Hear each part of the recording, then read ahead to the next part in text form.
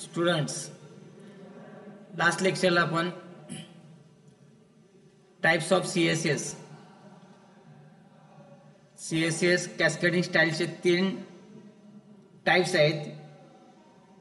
हे लास्ट लेक्चरला आपण स्टडी केलेले आहे. Inline CSS, internal CSS and external CSS. याच्यामध्ये inline CSS and internal CSS हे आपण डिटेल स्टडी केलेले आहेत विथ एक्झाम्पल्स. आज आपण या लेक्चरला आपण एक्सटर्नल सीएसएस जो तिसरा टाइप आहे, टाइप्स ऑफ सीएसएस मधला थर्ड टाइप आहे एक्सटर्नल सीएसएस. एक्सटर्नल सीएसएस आपण आज स्टडी करणार आहे. त्याच्या अगोदर लास्ट लेक्चरला आपण काय स्टडी केलेले थोडक्यात रिवाइज करू आपण. सीएसएस सिंटॅक्स आपण स्टडी केलेले आहे. सिंटॅक्स सिलेक्टर, डिक्लेरेशन हे 2 पार्ट्स असतात सिंटॅक्स मध्ये. ते 2 पार्ट्स मध्ये आपण सिलेक्टरला आपण HTML एलिमेंट्स म्हणतो आपण. म्हणजे H1 टॅग असेल, पॅराग्राफ टॅग असेल, बॉडी टॅग असेल, हे जे टॅग्स आहेत टॅग्सला आपण सिलेक्टर्स म्हणतो. आणि त्यानंतर कर्ली ब्रासेस मध्ये आपण त्याचं डिक्लेरेशन करतो. आणि डिक्लेरेशन मध्ये 2 पॉइंट्स आहेत की ज्याला प्रॉपर्टी आणि व्हॅल्यूज म्हणलेले आहे. प्रॉपर्टी म्हणजे ऍट्रिब्यूट्स, कोणतेही टॅगचे ऍट्रिब्यूट्स असतील, ऍट्रिब्यूट्सला सिंटॅक्स मध्ये आपण प्रॉपर्टी म्हटलेलं आहे. आणि ते प्रॉपर्टीची व्हॅल्यूज जसे HTML मध्ये आपण इज इक्वल टू यूज करतो त्याच्याऐवजी इथं कोलन यूज करतो. आणि एकाच कर्ली ब्रासेस मध्ये आपण मल्टिपल डिक्लेरेशन्स करू शकतो. त्याचे पुढे आपल्याला एक सिंटॅक्स तुम्हाला दिलेलंच आहे. The selector points to the HTML element you want to style. The declaration block contains one or more declarations separated by semicolon. One or more declaration can be specified in semicolon. Semicolon use करून आपण दुसरा declaration declare करू शकतो. Each declaration includes CSS property and its value separated by a colon. Value आणि property, कोणत्याही प्रॉपर्टीची जर value define करायची असेल तर त्यासाठी आपण कोलन यूज करतोय. Multiple CSS declaration are separated by semicolons. Semicolon use करून तुम्ही दुसरं डिक्लेरेशन डिक्लेअर करू शकता. Multiple CSS declaration are separated with semicolons and declaration blocks are surrounded by curly braces. Curly braces आहे त्याच्यामध्ये तुम्ही डिक्लेरेशन्स डिक्लेअर करू शकता. तो सिंटॅक्स आपण स्टडी केलेला आहे. त्यानंतर एक सिंपल हा प्रोग्राम आपण लास्ट लेक्चरला आपण स्टडी केलेला आहे. Hello words using CSS. Hello word using CSS. This is the small example to demonstrate the how to use CSS and how to apply the CSS. HTML head title. In title use title. This is the document title. Then use style tag. CSS declaration you can use style tag. In style tag use H1 color. Color is the property, colon properties value is red. Then curly brace complete. Then style tag complete, head tag complete, body tag complete. Then use the hello word.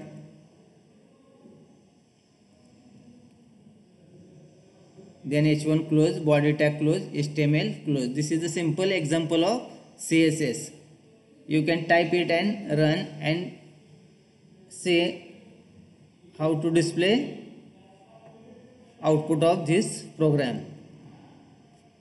Then inline CSS हे last लेक्चरला आपण study केलेलं आहे. Just overview आपण study करतो त्याचा. Inline CSS, inline style sheet. It use the style attribute in the HTML style tag. Inline CSS is used to apply CSS on single line on element. एकाच line मध्ये inline CSS मधले जे styles असतात ते use करतात. इथे example तुम्हाला दिलेलं आहे. Inline CSS H1 here H1 is a element or H1 is a tag. Its attribute is color, align. These are the properties. Here use style H1 style. Here use directly style. H1 style is equal to color, value is blue, then semicolon, then next declaration is text align center, and explain here this is a shading. Then P is a style is equal to color, value is red, this is a paragraph. This is the simple example of inline CSS. Inline CSS म्हणजेच काय तर एकाच टॅगमध्ये style attribute वापरायचं आहे. इथं H1 इथे एक्झाम्पलमध्ये दिलेलं आहे H1 स्टाईल कलर ब्ल्यू हे एकाच लाईनमध्ये यूज करू शकतो म्हणून इनलाईन म्हणतो, इनलाईन CSS. आणि इनलाईन CSS पर्टिक्युलर त्या लाईन्सशीच रिलेटेड ते CSS अप्लाय होते म्हणून याला इनलाईन CSS असं म्हटलं जातं. Then next embedded style sheet or internal style sheet. This is use to apply CSS on single document or page. तुम्ही एकदा जर स्टाईल डिफाईन केली की ती होल पेजमध्ये तुम्हाला ते अप्लाय करता येते म्हणूनच काय म्हणतो इंटरनल CSS. ते पर्टिक्युलर प्रोग्राम्स रिलेटेड जे काय ॲट्रिब्यूट्स असतील त्या ॲट्रिब्यूट्सला अप्लाय होते style sheet. This is used to apply CSS on a single document or page. It can affect all the elements of the page. It is written inside the styles tag within head section of HTML. महत्त्वाचा point आहे हा. तर internal CSS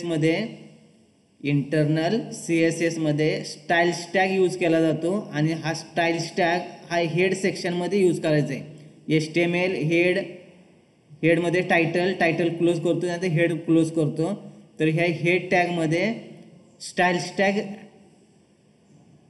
tag use करायचं आहे आणि त्यानंतर मग तुम्ही पुढे फुल प्रोग्राममध्ये एखाद्या पर्टिक्युलर टॅगशी तुम्ही ती CSS अप्लाय करू शकता. An internal style sheet may be used if one single HTML page has a unique style. The internal style is defined inside the style element inside the head section.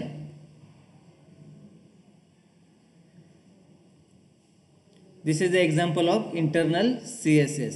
आता ह्या प्रोग्राममध्ये मी explain करून सांगतो ह्या प्रोग्राममध्ये काय केलेलं आहे. HTML मध्ये हेड स्टाईल नंतर H1 टॅग यूज केलेला आहे. H1 इज द सिलेक्टर आणि कर्ली ब्रासेसमध्ये कलर कोलन रेड. त्यानंतर स्टाईल क्लोज केलेलं आहे, हेड क्लोज केलेलं आहे. ओके, त्यानंतर बॉडी टॅग स्टार्ट केलेला आहे H1. आता पुढे बॉडी टॅग नंतर H1 आहे. The internal style sheet is applied on this heading. आता हे जे सेंटेन्स आहे the internal style sheet is applied on this heading हे तुम्हाला कम्प्लिटली रेड कलरमध्ये डिस्प्ले होईल. कारण हा H1 आहे. H1 आपण स्टाईलमध्ये डिफाईन केलेला आहे. H1 कलर कोलन रेड म्हणजे हा जे H1 म्हणजे ज्या प्रोग्राममध्ये H1 टॅग पुढे यूज केलेले आहेत ते सगळे टॅग्सचे जे कलर्स आहेत ते सगळे कलर्स तुम्हाला रेड कलरमध्ये डिस्प्ले होतील. कारण स्टाईल्स टॅग आहे. स्टाईलमध्ये काय केलेलं आपण CSS स्टाईलमध्ये H1 colour is equal to red लिहिलेलं आहे. त्यामुळे हे पर्टिक्युलर एकाच प्रोग्राममध्ये ज्या ज्या ठिकाणी H1 टॅग येईल ते सगळे तुम्हाला रेड कलरमध्ये डिस्प्ले होतील. आणि हे जे एक्झाम्पल आहे हे इंटरनल CSSचे एक्झाम्पल आहे. त्याचे आउटपुट ह्या पद्धतीने तुम्हाला डिस्प्ले होईल. हे लास्ट लेक्चरला आपण स्टडी केलेलं आहे. यात थोडक्यात सांगतो CSS can be added to HTML document in 3 way. Inline, internal and external CSS. आता इनलाईनचा आपण विथ एक्झाम्पल बघितलेलं आहे. इनलाईन म्हणजेच काय असतं पर्टिक्युलर लाईनमध्ये त्या HTML टॅगच्या पर्टिक्युलर लाईनमध्ये स्टाईल डिफाईन केलेले असते. असं जे एक्झाम्पल असतं याला इनलाईन CSS म्हणतो. Inline CSS by using the style attribute inside HTML elements. HTML elements म्हणजे HTML टॅग. त्यानंतर इंटरनल CSS म्हणजेच काय बाय युजिंग स्टाईल्स टॅग. त्यासाठी काय करतो स्टाईल्स टॅग यूज करतो आणि हा स्टाईल्स टॅग कुठे यूज करतो तर हेड सेक्शनमध्ये. By using style element in the head section. Internal CSS by using a style element in the head section. And लास्टचा जो आहे इंटरनल CSS, यात आपण पुढे डिटेल्समध्ये आपण स्टडी करणार आहे. Internal CSS by using a link tag. तुम्ही लक्षात ठेवा बघा, एक्सटर्नल CSS साठी लिंक टॅग यूज केलेला आहे, इंटरनल CSS साठी स्टाईल्स टॅग यूज केलेलं आहे. आणि हे स्टाईल्स टॅग कुठे यूज करायचं आहे तर हेड सेक्शनमध्ये. आणि इनलाईन CSS मध्ये काय आहे तर पर्टिक्युलर एकाच टॅगमध्ये तुम्ही ते CSS अप्लाय करू शकता आणि ते फक्त ते पूर्ण एका लाईनसाठीच फक्त ती स्टाईल शीट अप्लाय होते, म्हणून याला इनलाईन CSS म्हणतो. आता एक्सटर्नल CSS आपण पुढे एक्झाम्पल बघणार आहे किंवा एक्सटर्नल CSS आपण विथ एक्झाम्पल डिटेल स्टडी करणार आहे. तर बघा, internal CSS by using a link element, link tag use करायचं आहे. By using link element to a link to an external CSS file. आणि याच्यामध्ये लक्षात ठेवायचं आहे CSS फाईल एक डिफरंट आपल्याला तयार करायला लागते आणि ती जी फाईल आहे ती .css ह्या एक्सटेन्शनने आपल्याला सेव्ह करावी लागते. जसं HTML ची फाईल आपण .html नावाने सेव्ह करतो, तसंच एक्सटर्नल CSS ची जी फाईल आहे ती नोटपॅडमध्येच टाईप करायची आहे आणि सेव्ह करताना फक्त काय करायचं आहे .css नावाने ती फाईल सेव्ह करायची आहे. तर त्याचं आपण डिटेल्स आपण पुढे एक्सप्लेनेशन आता स्टडी करतोय. तर बघा, the external style sheet is generally used when you want to make changes on multiple pages.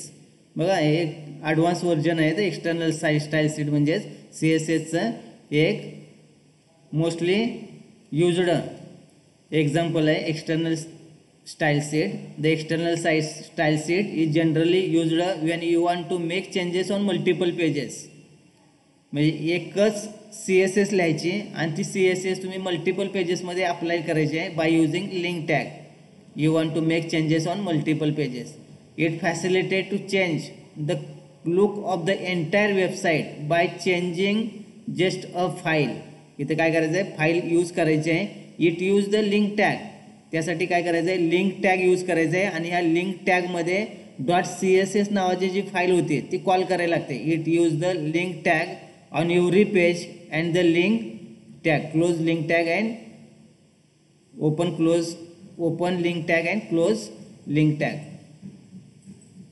should be put inside the head section. The external CSS हे सुद्धा काय करायचं आहे आपल्याला हेड सेक्शनमध्येच काय करायचं आहे लिंक टॅग यूज करायचं आहे. ते कसा यूज करायचं आहे ते आपण पुढे आपण स्टडी करणार आहे. हे एक्झाम्पल आहे. This is the example of external CSS. बघा, HTML हेड त्यानंतर काय केलं आहे हेड सेक्शनमध्ये काय केलेलं आहे लिंक टॅग यूज केलेलं आहे. लिंक आणि लिंक टॅगचे पुढे ॲट्रिब्यूट्स आहेत REL relation is style sheet, give any name style sheet. Type is equal to text oblique CSS. This is important, text oblique CSS. And then href hyper reference is equal to style .css. आता या ठिकाणी style .css आहे, ही separate एक file आहे ती जी नोटपॅडमध्ये आपल्याला type करावी लागते. ओके, आणि तुम्हाला काही टॅगवरती काही HTML एलिमेंटवरती काय अप्लाय करायचं आहे, बॅकग्राऊंड अप्लाय करायचं आहे, ओके, पॅरेग्राफला अप्लाय करायचं आहे, H1 टॅगला अप्लाय करायचं आहे. ती तुम्ही हे स्टाईल .css या नावाची जी फाईल असणार आहे म्हणजे .css कोणती फाईल असेल की जी .cssने सेव्ह असणार आहे त्याच्यामध्ये तुम्ही CSS डिफाईन करायचे. आता इथे सांगितलेलं आहे href is equal to style .css. आता मी एक इथं फाईल बनवलेलं आहे स्टाईल .css. मग त्यामध्ये काय डिफाईन केलेलं आहे ते आपण पुढं बघायचं आहे. पण हे जे एक्झाम्पल आहे हे एक्सटर्नल CSSचे एक्झाम्पल आहे. त्यानंतर हेड क्लोज केलेलं आहे, बॉडी टॅग आहे, बॉडी टॅग स्टार्ट केलेलं आहे. त्यानंतर H1 this is a heading, त्यानंतर H1 क्लोज केलेलं आहे. Okay, then paragraph tag. Okay, HTML is the standard markup language. तो पॅरेग्राफ मी लिहिलेला आहे इथं, राईट केलेला आहे. Markup language for web pages. With HTML you can create your own website. HTML is easy to learn, you will enjoy it. This is my paragraph. Okay, then paragraph close, body tag close, then HTML close. This is the example of external CSS. आता या ठिकाणी style .css. Okay, त्या style .css मध्ये मी काय define केलेलं आहे तर बघा, ही जी फाईल आहे माझी बॉडी टॅग यूज केलेला आहे. म्हणजे body is the selector then you here use in curly braces background color is equal to yellow, म्हणजे एंटायर पेजला माझं काय असणार आहे, येलो कलर डिस्प्ले होणार आहे. ओके, त्या पर्टिक्युलर फाईलमध्ये जिथे जिथे H1 टॅग यूज केलेला असेल तो H1 टॅग म्हणजे H1 हेडिंग हे ब्ल्यू कलरमध्ये तुम्हाला डिस्प्ले होणार आहे. आणि त्यानंतर पी म्हणजे paragraph tag. Okay, P colour is equal to red, colour colon red, म्हणजे तो जे पॅरेग्राफ यूज केले असतील जिथे पी टॅग यूज केलेला असेल ते पॅरेग्राफ हा कंप्लीट हा रेड कलरमध्ये डिस्प्ले होणार आहे. ओके, मग त्याचंच हे एक्झाम्पल आहे. तर फॉर एक्झाम्पल बघा CSS आणि ही जी फाईल आहे बॉडी H1 आणि पी टॅग हे जे मी सिलेक्टर्स यूज केलेले आहेत हे सिलेक्टर्स मी एका फाईलमध्ये टाईप करणार आहे नोटपॅडच्या. आणि ही जी फाईल आहे ही फाईल मी .css style.css ह्या नावाने मी सेव्ह केलेली आहे. आणि ती ही जी सेव्ह केलेली फाईल आहे ती मी काय केलेली आहे माझ्या एक्सटर्नल जी मेन HTML ची फाईल आहे एक्सटर्नल CSS ची जी मेन फाईल आहे त्या फाईलमध्ये मी इथे यूज केलेलं आहे by using link tag, link relation style seat type text oblique CSS and then href. This is important. href is equal to style.css. This is important. हे तुमच्याकडे style.css नावाची फाईल पाहिजे. ओके, तरच तुमचा प्रोग्राम रन होईल. आता style.css मध्ये मी काय केलेलं आहे तर बघा H1 हा मी काय केलेलं आहे तर बघा H1 हा मी colour is equal to blue म्हटलेलं आहे, म्हणजे दिस इज हेडिंग हे ब्ल्यू कलरमध्ये डिस्प्ले होणार आहे.